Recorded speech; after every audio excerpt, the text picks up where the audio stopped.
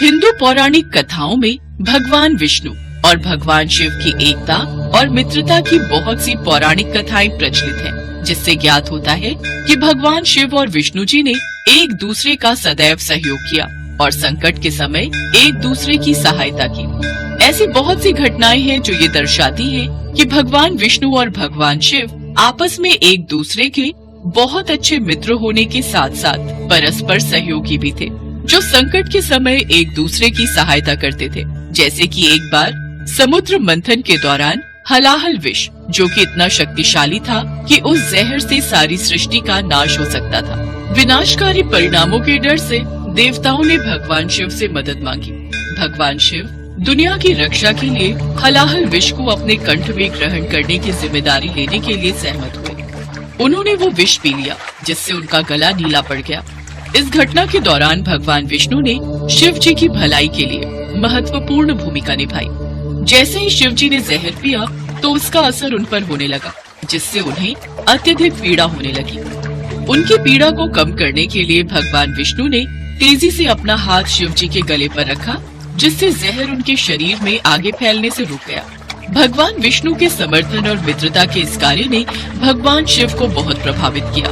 ये घटना दो प्रमुख देवताओं के बीच दोस्ती का प्रतीक बन गई। उसी मित्रता को उन्होंने सदैव निभाया। एक बार ब्रह्मा जी ने एक यज्ञ का आयोजन किया, जहां उन्होंने एक विशेष यज्ञ के लिए विष्णु जी तथा शिव जी को बुलाया था। ब्रह्मा जी यज्ञ की सामग्री एकत्रित करने के लिए आश्रम से बाहर गए हुए थे। विष्णु जी और शिव जी ब्रह्मा जी के आने की प्रतीक्षा करने लगे। ब्रह्मा जी किसी कार्य हेतु अवश्य ही बाहर गए हैं, हमें उनकी प्रतीक्षा करनी चाहिए। हाँ, आप उचित कह रहे हैं नारायण, चलिए वहाँ बैठ जाते हैं। ब्रह्मा जी थोड़ी देर में आने ही वाले होंगे। समय तो उन्होंने यज्ञ का यही दिया था। वे कोई विशेष यज्ञ करना चाहते हैं जिसमें हमें बुलाया गया है। मुझे भी उन्होंने ऐसा ही कहा था। ब्रह्मा जी कुछ चिंतित दिखाई पड़ रहे थे।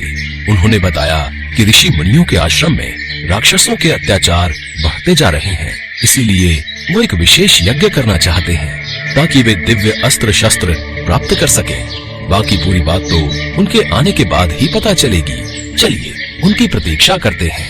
तभी एक दुष्ट राक्षस ने आश्रम पर आक्रमण कर दिया। वह ब्रह्मा जी को मारने की योजना बना रहा था। आज मैं ब्रह्मा को मार कर ही रहूंगा, ताकि इस पूरी सृष्टि का नियंत्रण मेरे हाथों में आ जाए। मैं भी देखता हूँ वो ये यज्ञ कैसे पूर्ण करता है। कहाँ है वो ब्रह्मा? अरे मेरे सामने आ, आज मैं तुझे मृत्यु दंड दूंगा, तुझे चबा कर खा जाऊंगा। राक्षस अपने आतंक से आश्रम को आग लगा देता है और हवन में आए ऋषियों और देवताओं को मारने लगता है। शिव जी और विष्णु जी इस आपदा को देखते हैं और वे दोनों तुरंत युद्ध के लिए तैयार हो जाते हैं। वे दोनों अपने अस्त्र शस्त्र लेकर राक्षस के सामने खड़े हो जाते हैं। हे महादेव, हे विष्णु, हमें बचाओ, ये राक्षस हमें मार देगा। त्राहिमाम, त्राहिमाम, प्रभु हमें बचाइए, ये राक्षस अपने आतंक से आश्रम को जला रहा है, हम सब इस अग्नि में जल जाएंगे, हमारी रक्षा कीजिए। घबराइए नहीं, हमारे होते हुए ये राक्षस आपका बाल भी बांका नहीं कर सकता। हमारे होते हुए ये किसी को नुकसान नहीं पहुंचा सकता। मेरा नाम वृत्रासुर है, तुम सबको मैं अपने पैरों तले चटनी की तरह मसल दूंगा, मेरे से कोई नहीं बच सकता। आज तेरा अंत निश्चित है। हमने सुना है तूने स्वर्ग लोक और पृथ्वी लोक पर बहुत आतंक मचाया हुआ है। अभी तुमने मेरा आतंक देखा ही कहाँ है। मैं तुम्हें अपने एक ही वार से नष्ट कर दूंगा। इसके पश्चात एक भयंकर युद्ध शुरू हो जाता है, जिसमें शिव जी और विष्णु जी वृत्रासुर के विरुद्ध एक साथ लड़ते हैं। वे दोनों अपनी अपनी शक्तियों का प्रदर्शन करते हैं और वृत्रासुर को घायल करते हैं। वृत्रासुर भी उन्हें परेशान करता है। युद्ध के दौरान शिव जी और विष्णु जी एक दूसरे की सहायता करते हैं और एक दूसरे की रक्षा करते हैं। अंत में वे दोनों मिलकर राक्षस वृत्रासुर को हरा देते हैं और उसे मार देते हैं। वे दोनों आश्रम को बचाते हैं। चारों तरफ उनकी जय जयकार होने लगती है। आप दोनों धन्य हैं। आपने आज इस राक्षस का संहार करके सभी देवताओं और ऋषियों मुनियों को इस राक्षस के अत्याचार से मुक्ति दिलाई है। आप दोनों की मित्रता सर्वश्रेष्ठ है। इसी प्रकार जब भस्मासुर ने भगवान शिव को मारने का प्रयास किया, तब महादेव की सहायता के लिए विष्णु जी ने मोहिनी रूप धारण किया और भस्मासुर का अंत करके भगवान शिव की रक्षा की। शिव जी और विष्णु जी की दोस्ती की ऐसी और भी बहुत सी कथाओं का उल्लेख हमारे धार्मिक पुराणों में मिलता है। ये कथाएं हमें संदेश देती हैं कि सच्ची मित्रता वही है जब एक मित्र दूसरे मित्र के संकट के समय काम आए। भगवान शिव और भगवान विष्णु जी की दोस्ती इसी बात का प्रमाण है और उनकी यही दोस्ती मनुष्य को सीख देती है कि सदैव ऐसे मित्र बनाओ जो संकट के समय आपका साथ दे।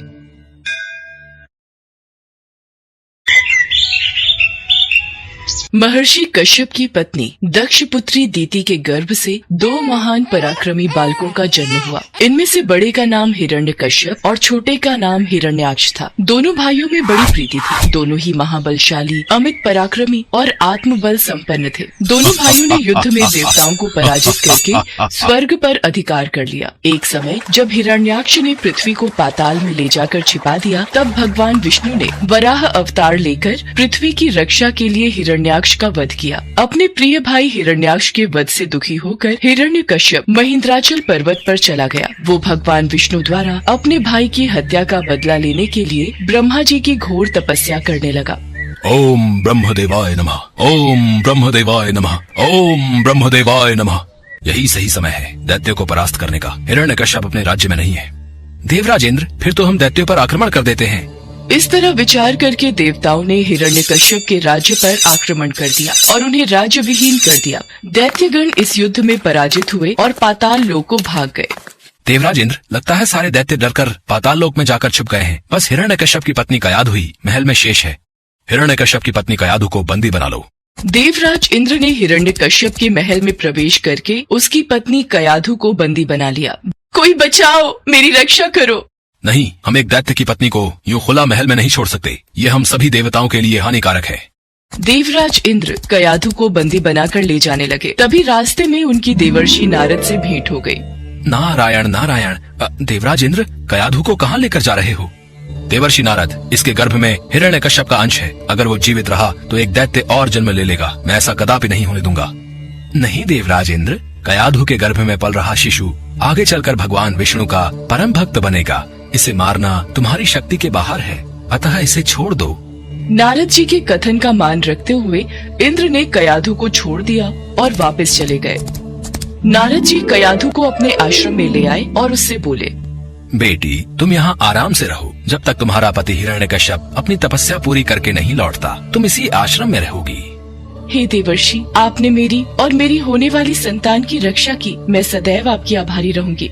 कयाधु उस पवित्र आश्रम में नारद जी के सुंदर प्रवचनों का लाभ लेती हुई सुख पूर्वक रहने लगी, जिसका गर्भ में पल रहे शिशु पर भी गहरा प्रभाव पड़ा। भगवान विष्णु के नाम का जाप कयाधु और उसके होने वाले बच्चों के कानों में सदैव पड़ता था। धीरे धीरे समय बीता और कयाधु ने एक पुत्र को जन्म दिया, जिसका नाम प्रहलाद रखा गया। इधर हिरण्यकश्यप की कठोर तपस्या पूरी हो चुकी थी। ब्रह्मा जी प्रकट हुए। हिरण्यकश्यप, मैं तुम्हारी तपस्या से प्रसन्न हूँ। मांगो, क्या वरदान मांगते हो? ब्रह्मदेव, मुझे ऐसा वरदान दीजिए, मुझे न कोई घर के भीतर मार सके, न घर के बाहर, न अस्त्र से, न शस्त्र से, न दिन में, न रात में, न मनुष्य से और न पशु से, न आकाश में, न पृथ्वी में। ठीक है पुत्र, यदि तुम्हारी ऐसी ही इच्छा है तो मैं तुम्हें ये वरदान प्रदान करता हूँ। वरदान मिलने के बाद हिरण्यकश्यप को अपने ऊपर अहंकार हो गया और वो तीनों लोगों पर अत्याचार करने लगा। कुछ समय के बाद कयाधु भी प्रहलाद को लेकर राजमहल में आ गई। भक्त प्रहलाद शिक्षा दीक्षा ग्रहण करने गए तो वहाँ भी वो श्री हरि का नाम ही जपते थे। जब ये बात हिरण्यकश्यप को पता चली तो वो क्रोध में आ गया। अरे, ये बड़ा दुरात्मा है, इसको मार डालो। अब इसके जीने से कोई लाभ नहीं है, क्योंकि ये शत्रु प्रेमी तो अपने कुल का ही नाश करने वाला हो गया है। नहीं नहीं स्वामी, ऐसा मत कीजिए। मेरे लाल, मेरे बालक को छोड़ दीजिए, ये आपका पुत्र है। सैनिकों ने प्रहलाद को अनेकों प्रकार से मारने की चेष्टा की, पर उनके सभी प्रयास श्री हरि की कृपा से असफल हो जाते थे। हिरण्यकश्यपु ने प्रहलाद के हाथ पैर बांधकर समुद्र में फेंकवाया, विषैले सांपों से डसवाया और पर्वत शिखर से गिराया, पर भगवान विष्णु के आशीर्वाद से प्रहलाद को कुछ भी नहीं हुआ। विष मिला भोजन खाने के बाद भी प्रहलाद पर कोई असर नहीं हुआ। जब प्रहलाद को मारने के सब प्रकार के प्रयास विफल हो गए, तब हिरण्यकश्यप की बहन होलिका उसके पास आई और बोली, भैया आप निश्चिंत रहिए, मैं प्रहलाद को गोद में लेकर अग्नि में बैठ जाऊंगी। आपको याद है ना, मेरे पास ब्रह्मा जी द्वारा दी हुई वह शॉल है जिसे ओढ़कर मेरे ऊपर अग्नि का कोई प्रभाव नहीं होता। यदि ऐसा है होलिका, तो मैं अभी सैनिकों को आदेश देकर बड़ी मात्रा में अग्नि जलाने का प्रबंध करवाता हूँ। इसके पश्चात होलिका प्रहलाद को अपनी गोद में लेकर प्रज्वलित अग्नि में प्रवेश कर गई। पर ईश्वर की कृपा से प्रहलाद को कुछ भी नहीं हुआ और होलिका जलकर भस्म हो गई। क्या होलिका अग्नि में जलकर भस्म हो गई? इसी समय प्रहलाद को पकड़कर मेरे सामने लाओ। प्रणाम पिताश्री, जय श्री हरि। दुष्ट, तू निर्लज पापी है। मेरे सामने खड़े होकर तू उस हरि का नाम ले रहा है जिसके बल पर तू ऐसी बहकी बातें करता है। तेरा वो ईश्वर कहाँ है? पिताश्री, श्री हरि तो सभी जगह स्थित हैं। वो सब जगह है तो क्या इस महल में भी है? जी पिताश्री, इस महल में भी है। वो यदि यहाँ है तो मुझे इस खंभे में क्यों नहीं दिखाई देता? क्या तेरा वो विष्णु इस खंभे में भी है? जी पिताश्री, मुझे तो मेरे प्रभु श्री हरि इस खंभे में भी दिखाई दे रहे हैं। इस विष्णु भक्त प्रहलाद को इस खंभे से बांध देता हूँ। देखता हूँ तेरा हरि तुझे कैसे बचाता है। तभी कयाधु दौड़ती हुई आती है और हिरण्यकश्यप से विनती करने लगती है। स्वामी, ये बालक है, इसे मत मारिए। मैं आपसे विनती करती हूँ, मेरे पुत्र को छोड़ दीजिए। नहीं, ऐसा नहीं हो सकता। अगर इसका हरि से बचाना चाहता है तो इस खंभे में से बाहर आएगा। प्रहलाद आंखें बंद किए जय श्री हरि नाम का जाप कर रहा था। ये देखकर क्रोध के मारे हिरण्यकश्यप स्वयं को संभाल नहीं सका और उसने बहुत जोर से उस खंभे पर आघात किया। उसी समय उस खंभे को तोड़कर एक विचित्र प्राणी निकलने लगा जिसका आधा शरीर सिंह का और आधा शरीर मनुष्य का था। ये देखकर प्रहलाद सहित सभा में खड़े सभी लोग घबरा गए। यही भगवान श्री हरि का नरसिंह अवतार था। उनका रूप बड़ा भयंकर था। उनकी तपाए हुए सोने के समान पीली पीली आंखें थी।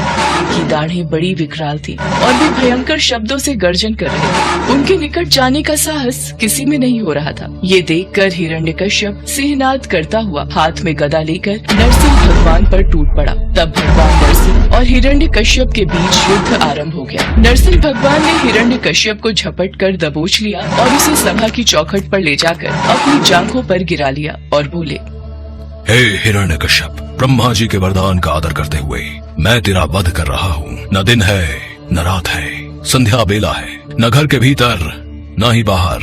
मैं तुझे चौखट पर मार रहा हूँ। न ही मनुष्य और न ही पशु, बल्कि मेरा आधा शरीर मनुष्य और आधा शरीर पशु का है। मैं तुझे किसी अस्त्र या शस्त्र से नहीं, बल्कि मैं तुझे अपने नाखूनों से मार रहा हूँ। इतना कहते ही नरसिंह भगवान ने अपने नाखूनों से हिरण्यकश्यप के कलेजे को फाड़कर उसे पृथ्वी पर पटक दिया। फिर वहाँ उपस्थित अन्य असुरों और दैत्यों को खदेड़ कर मार डाला। भगवान नरसिंह का क्रोध बढ़ता ही जा रहा था। वे हिरण्यकश्यप के सिंहासन पर विराजमान हुए। उनकी क्रोधपूर्ण मुखाकृति को देखकर किसी को भी उनके निकट जाकर उनको प्रसन्न करने का साहस नहीं हो रहा था। देवताओं के आग्रह पर माता लक्ष्मी उनके निकट आई और भगवान के उग्र रूप को देखकर वे भी भयभीत हो गयी। तब ब्रह्मा जी ने प्रहलाद से कहा, पुत्र प्रहलाद, अब तुम ही भगवान नरसिंह को शांत कर सकते हो। जाओ, उनके समीप जाओ।